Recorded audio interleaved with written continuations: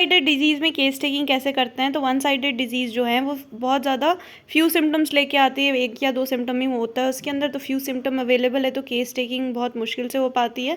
ठीक है, partial picture of disease मिलती है, तो यहाँ पे हम उसी फ्यू सिम्टम अवेलेबल के हिसाब से हम उसको मोस्ट से मिनिमम मेडिसिन देंगे, और फिर जब हम मेडिसिन देंगे तो उसके अंदर एक्सेसरी सिम्टम्स देखने को मिलेगा मेडिसिन का, तो फिर हम फिर से वापस से केस टेकिंग करेंगे, है ना, पहले कंफर्म करके, और फिर उसको उस हिसाब से न्यू रेमेडी देते जाएंगे सक्सेशन में, एंटी मियाजमेटिक और कॉन्स्टिट्यूशनल रेमेडी देंगे। ठीक है, डिटेल इंक्वायरी करेंगे ईच सब्सीक्वेंट विजिट पे। फिर केस टेकिंग लोकल मेलेडीज़ के अंदर क्या लिखा है, तो जो लोकल एप्लीकेशंस जो होते हैं वो लोकल ही नहीं होते, इनसेपरेबल है, अपने होल हमें एज अ होल कंसिडर करना होता है। ठीक है, तो हम उसमें सबसे पहले अगर एक्सटर्नल लीजन जो है ना वो अगर सर्जरी वाला है तो वहाँ पे अगर डिसलोकेशन हो गया तो बैंडेजिंग करनी पड़ेगी, ब्लीडिंग हो रही है तो मैकेनिकल प्रेशर रिक्वायर्ड है, पेनिट्रेशन हो गया तो extraction of the foreign body करना पड़ेगा। ठीक है, उसके बाद अगर पूरी बॉडी इन्वॉल्व है तो वहाँ पे हमें डायनामाइज मेडिसिन देनी पड़ेगी। ठीक है, उसकी पूरी टोटालिटी के हिसाब से, फीवर, एपेटाइट, थर्स्ट वगैरह सब देख के। मेंटल डिजीज़ के अंदर कैसे करते हैं, तो 215 एफोरिज्म में मैंशनड है, 215 से मैंशनड है एफोरिज्म में, 230 तक जा रहा है ये, और माइंड बॉडी इंसेपरेबल है।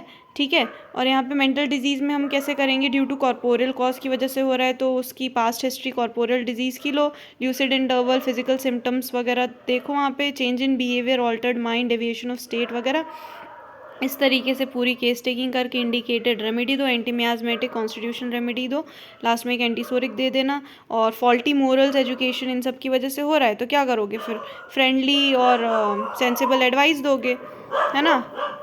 लो, उसके बाद फिर क्या है, इमोशनल कॉज की वजह से, mental disease due to emotional cause की वजह से अगर हो रहा है तो वहाँ पे फैमिली वगैरह, सोशल आइडिया, ये सारी चीज़ें भी थोड़ा सा गाइडेंस वगैरह देना पड़ेगा। ठीक है, उसके बाद फिर यहाँ पे केस टेकिंग इंटरमिटेंट डिजीज़ के अंदर हम कैसे करते हैं, तो at the time of attack acute complain है तो एक्यूट की तरह, और क्रॉनिक को क्रॉनिक की तरह देखना पड़ेगा। यहाँ पे ऑल्टरनेटिंग डिजीज़ के अंदर one group of symptoms only manifest at a time, no complete picture, तो ट्रीट लाइक क्रॉनिक डिजीज़। ठीक है, तो केस टेकिंग चाइल्ड के अंदर कैसे करना है, तो interaction between child and parent, concern of parent, dos and don'ts in family, पहले फैमिली में अच्छे से उसको बताओ कि क्या क्या ये अवॉइड करना है, क्या क्या चीज़ें करनी है। मेंटेन प्राइवेसी, डोंट लाफ, जो छोटा सा बच्चा है ना उस पर हंसना नहीं और ना ही उसको टीज़ करना। ठीक है, don't laugh, don't tease younger children, observation of parents and physician.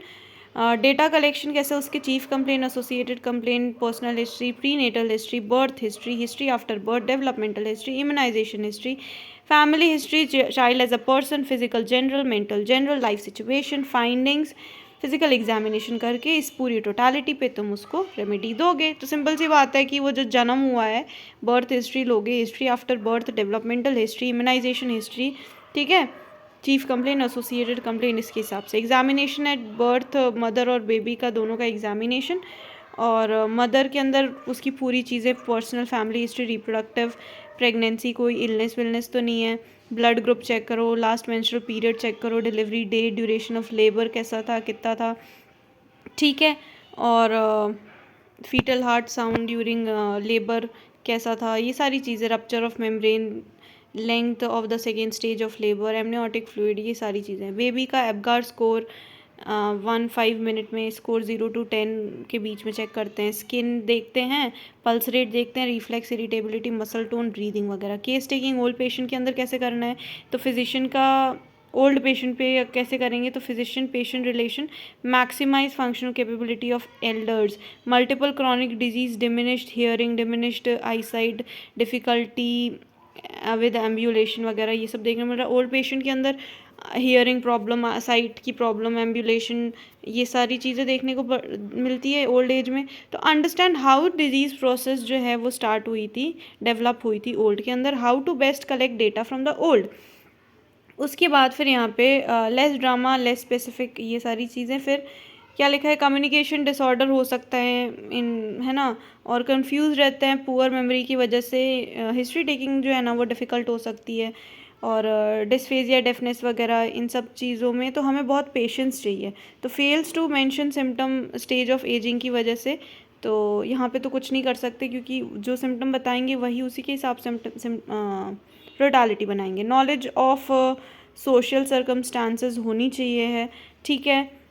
फिर हम क्या करेंगे कि वॉक सेफली वॉक कर देंगे, cut her food and chew. अगर हाँ मतलब डाइट वगैरह में कुछ दिक्कत है तो वो वाली चीज़ को हम बोलेंगे कि बैलेंस करके रखो, न्यूट्रिटिव डाइट खाओ। उसके बाद फिर डायग्नोस्टिक एफर्ट और वो सारी चीज़ें, डायग्नोसिस वगैरह अगर नीडेड है, रिक्वायर्ड है तो वहाँ पे वो बोलेंगे। थेरेपेटिक मोडालिटीज़ वगैरह तो वहाँ पे हम वॉकर, ईटिंग हैबिट्स वगैरह और informal support system, family, neighbours वगैरह से, ठीक है। फिर यहाँ पे और क्या है, make a non competing environment, accessible wheelchair और नो स्लीपर फ्लोर, है ना, कलर कारपेट वगैरह। Pain assessment, additional pain diaries, pain language, pain diagnosis, environmental assessment, safety और ये सब, साइकोलॉजिकल एस्पेक्ट वगैरह भी।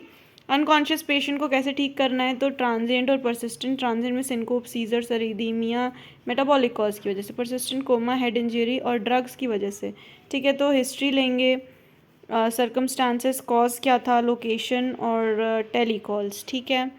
तो clinical assessment, examination, basic examination, temperature, pulse, BP, respiratory rate, skin examination, CVS, chest, abdomen, fever, meningitis, encephalitis, abscess, seizures, history, hypothermia, hypotension, order of the breath, finger की clubbing, respiratory, GIT.